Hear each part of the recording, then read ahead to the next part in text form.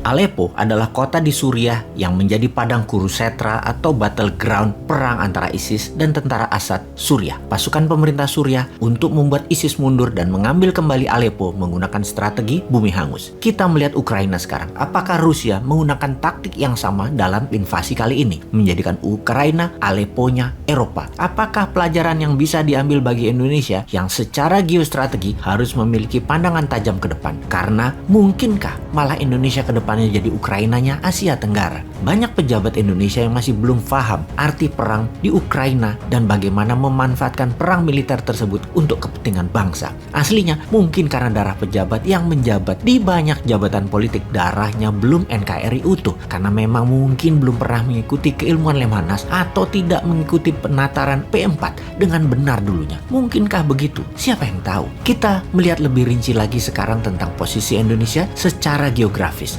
Kita bisa menganggap diri kita Rusia, kita bisa menganggap diri kita Ukraina, kita bahkan bisa menganggap diri kita Tiongkok, juga bisa menganggap diri kita Amerika. Kalau kita menganggap diri kita Ukraina, Ukraina merasa secara negara sejarah mereka lebih tua daripada Moskow, di mana Kiev berdiri dan besar di abad 14-15 awalnya. Waktu itu Moskow belum ada. Peradaban dan sejarah Ukraina lebih melihat diri mereka ke arah barat yang lebih dewasa, lebih matang ketimbang ke arah Rusia yang lebih muda. Karena itu dalam pemerintahan Zelensky, menengok ke barat, ke arah NATO, merasa lebih pas daripada menengok ke timur, ke arah Rusia. Apalagi Zelensky berdarah minoritas sebagai warga Ukraina. Di sisi Rusia, investasi Rusia, perusahaan-perusahaan besar oligark Rusia masuk sejak 20 tahun terakhir untuk membangun usaha di sana dan membuat ketergantungan Ukraina terhadap Rusia membesar. Jalur gas Rusia ke Eropa Barat 70% melalui tanah Ukraina. 80% perusahaan oil and gas Ukraina bermitra dengan Rusia.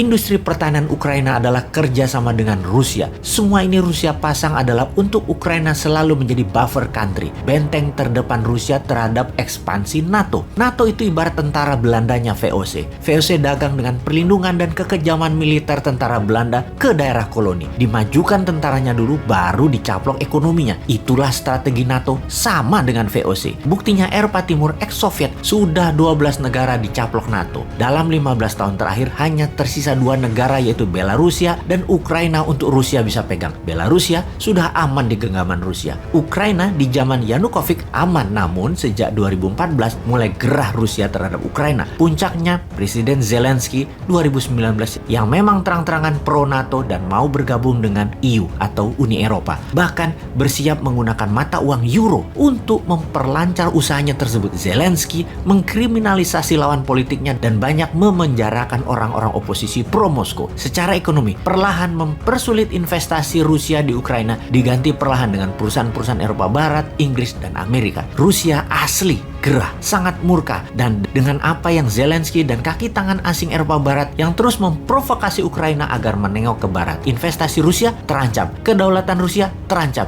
Rusia ambil tindakan, serbu Ukraina dan jadikan Aleppo Ukraina. Bercermin pada Indonesia sekarang, di tahun 1966 ada kudeta politik di mana Indonesia di masa itu sudah mulai miring ke komunis. Perang dingin atau Cold War sejatinya adalah perang ideologi, perang komunis versus demokrasi. Maka perluasan wilayah komunis pro Moskow dan pro Beijing dan perluasan wilayah demokrasi pro Washington terjadi di seluruh dunia. Perangnya bukan langsung Soviet versus Amerika, tetapi pakai proksi di dalam sebuah negara perangnya. Karena itu disebut perang dingin, main proksi. Kembali ke Indonesia, di tahun 50-an akhir dan tahun 60-an awal, militer Indonesia adalah negara terkuat di selatan Khatulistiwa. Indonesia is the strongest country in Southern Hemisphere. Waktu itu, akan jatuhnya Indonesia ke tangan komunis, sebuah ancaman kedaulatan demokrasi, yang mana demokrasi adalah barang dagangannya Amerika dan sekutu. Untuk menjaga Malaysia dan Singapura aman di tangan Inggris. Bahkan New Zealand dan Australia aman dipegang Inggris. Filipina aman dipegang Amerika. Waktu itu,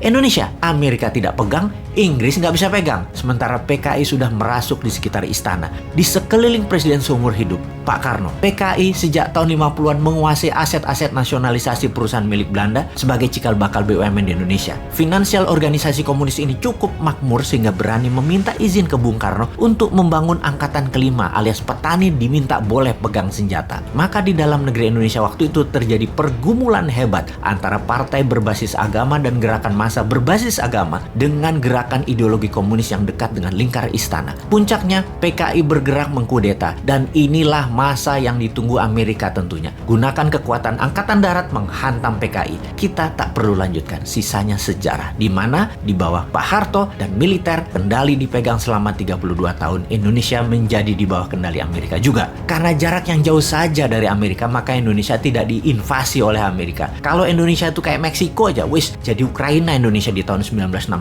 itu. Jadi karena jauh jaraknya dari homeland Amerika, Amerika pakai rezim, pakai pemerintahan bentukan, tidak pakai invasi militer, tetapi pakai pemerintah bentukan yang harus nurut dengan Amerika. Kita bercermin dengan kasus tadi, itulah yang dilakukan Moskow sampai Yanukovych dikudeta secara konstitusi. Kudeta yang disponsori oleh Barat plus CIA, di mana di Indonesia juga sama di tahun 1998 untuk menghancurkan Pak Harto yang mulai tidak nurut dengan Amerika. Indonesia ekonominya ditembak dulu pakai economic hitman. Indonesia bangkrut, masuk ke IMF, dan tergulinglah Soeharto. Ditukar dengan reformasi, pemerintah pengalihan, hingga mulai masuk ubah Undang-Undang 45 dengan Undang-Undang 2002. Masuklah demokrasi one man, one vote. Sekali lagi, sisanya sejarah. Suara demokrasi di negeri yang belum dewasa, harganya murah. Semuanya main duit, dibungkus dengan komunikasi media yang masif. Selesai sudah. Kemudian pemerintahan berganti-ganti sehabis reformasi selama hampir 24 tahun ini. Kepentingan politik berganti sesuai dengan siapa pendukung utama di belakangnya. Saat ini misalnya, ketika Blok Rokan dilepas dari tangan Amerika, Freeport dinasionalisasikan, Blok Mahakam lepas dari tangan Amerika, dan banyak lagi yang lepas dari Amerika, keinget aset Rusia lepas dari tangan Rusia di Ukraina. Makanya Rusia marahnya luar biasa, nggak terjadi apa yang terjadi sekarang.